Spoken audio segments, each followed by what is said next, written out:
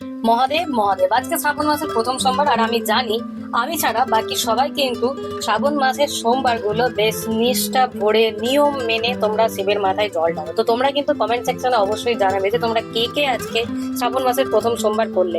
আমি জানি অনেকেই করেছো, আশা করি কমেন্ট সেকশনটা মহাদেবের নামে ভরে যাওয়া উচিত। তো দেখা যাক।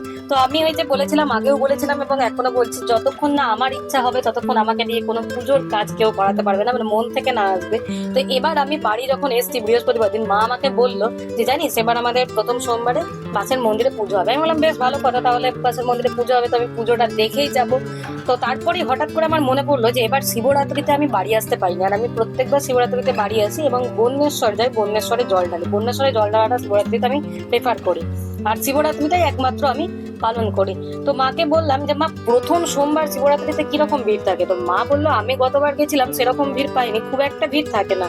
তো আমি বললাম যে ঠিক আছে, যখন বাড়িতেই থাকবো আর এত সুন্দর সুযোগ যখন একটা, তখন চলো এবার বন্যেশ্বর যাওয়া যাক, বন্যেশ্বরে গিয়ে জল ঢেলে আসি। মাকে বলা মাত্র মা তো এক কথাতেই রাজি।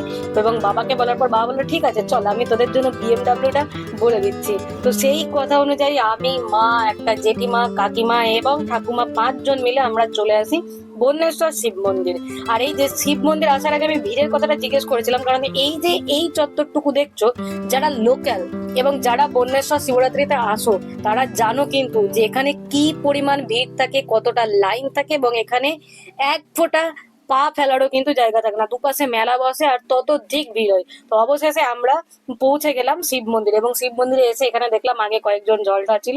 তোরা যখন জল ঢালছিল আমি টুক করে একটা ছোট্ট ক্লিপ তোমাদের সঙ্গে শেয়ার করি, কারণ বন্যেশ্বরের শিব মন্দিরের শিব দেখাটা আমার মনে হয় অনেক সৌভাগ্যের, কারণ অনেক জাগ্রত। তারপর আমাদের জল টল ঢালা সমস্ত কিছু কমপ্লিট করে মারা এখানে ধূপ মোমবাতি এইসব দেখাচ্ছিল।